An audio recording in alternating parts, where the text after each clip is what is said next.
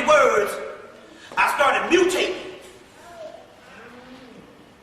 Or what they call transmutating. You see what I'm saying? I started transmutating. You see. I'm just talking about unbelievable things that's starting to happen based on an illuminating myself to a certain level, because of the simple fact that I don't live the same way as ordinary humans do. You see, I don't think the same way as ordinary humans do. You see what I'm saying? Because I don't allow myself to say, oh, that shit ain't real. Or this can't be happening. You see what I'm saying? So the body is starting to respond to it on that particular level. Now, the key here with the sexual energy is this.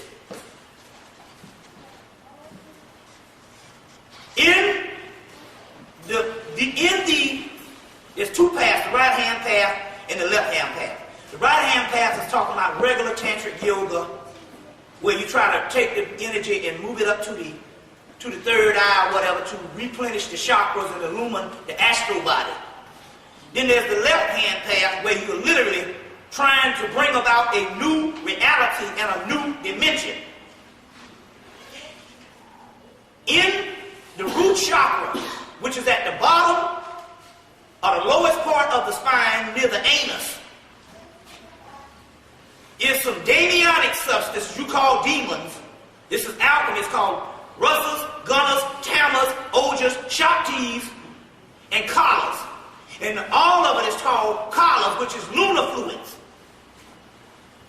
This book here talks about a little bit. Sexual Alchemy by Donald Tyson gives you some of the stuff. There's some another book and stuff, but anyway, I got a string of them. I'll tell you in a few minutes. But anyway, these fluids are these particular latent energies. They can only be brought up through lust. Same shit the Bible tell you can't do. They can only be brought up by lust and through real deal passionate sex. You see what I'm saying? Real deal passionate sex. That's why most of your male chauvinists or your later religions talk so much against sex, but they also equate sex with demons, sexual demons. You ever heard this shit before? But that's latent forms of stuff that is inside of the body based on alchemy. But on the other hand, the mind has to be overwritten, and sex has to turn from something that is sinful. It has to be put right up there with Jesus for the people. That's a good synopsis. Because this is interesting. We have now we know that Gerald Massey teaches us that, which is one of the main persons that did the actual work to prove. Although we get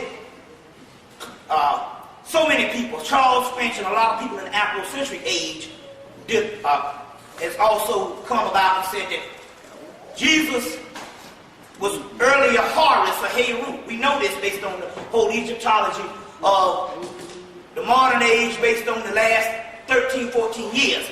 But what we're talking about here is the first person to introduce the majority of that was Gerald Massey at the turn of the century. There's only one problem with this. And the problem here is, I can sit down. There we go.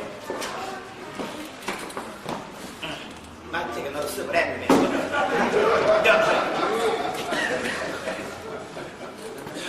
No, but that's all I actually saying. You're taking all my shit. You don't leave her nothing. You know. Oh, it is? Oh, well, don't mind if I do. Now, anyway, the whole harvest myth, when we go and we study ancient Kemet, you're going to find out that there's not a lot there. You know, we just don't get the fullness. It's almost like he's born, then you see him where he's an adult and he's fighting Seth. But you don't get the fullness of the enriched life of who is this character who is supposed to be this great king of glory. You see? Now that means that either the Egyptology, University of Chicago, British Museum, the Louvre in Paris, the Hermitage in Russia, they got this stuff scattered all over. Brooklyn Museum, but then again there's major colleges, major universities, Princeton,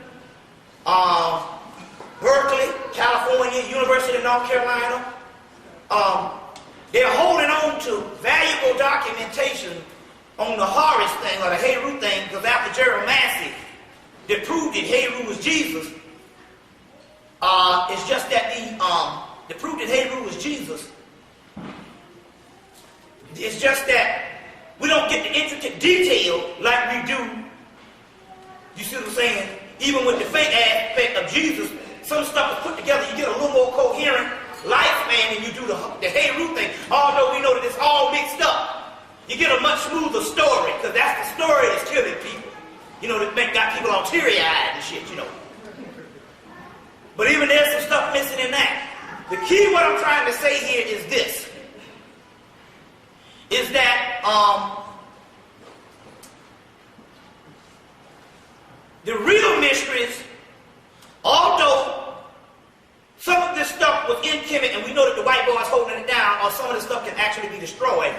The way to go about finding a richer and fuller life on this Horus person, you have to relocate it, and we have found the true life that is in detail and has a lot more to it than any of the ancient fragments in Mesopotamia, whatever they say, Babylonia, and all this shit here that they talk about, where they give you these fragments of these other gods, but you still don't get this detailed thing like they're trying to say in the Bible. You can find it in India with the god Shiva. This is a book called Wendy O'Flaherty's book, Shiva, the Erotic Ascetic. So we have now even located the missing pages of Horus, or the Christ. So you can just you can take the damn Bible and throw it out the damn door, because that's a pamphlet suggesting a greater figure. But it ain't the greater figure. The greater figure is Heru or Horus, but we have fragments, and Gerald Massey has done a great work.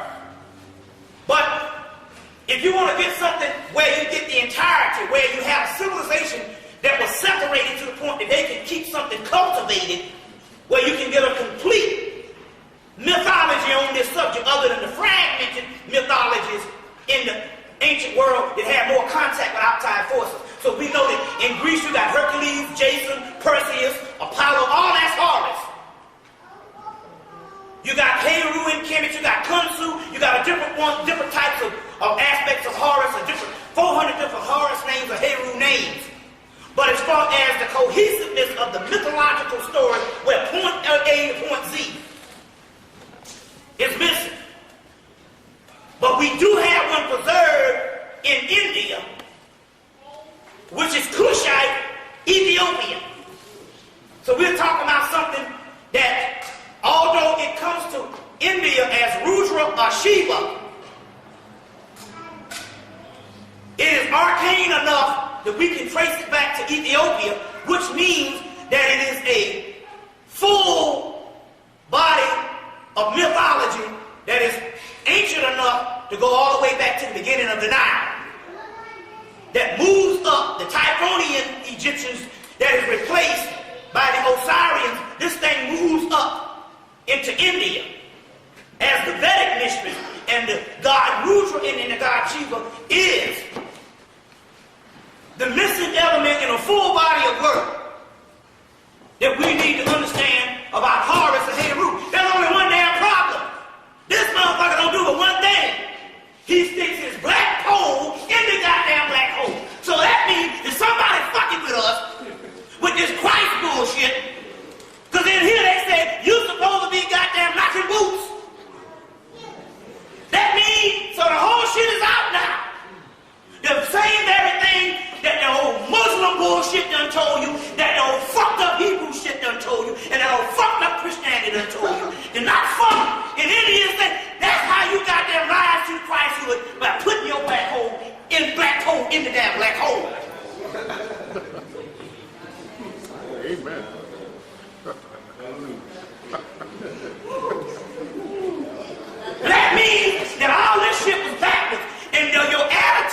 or at sex is what's fucking you up.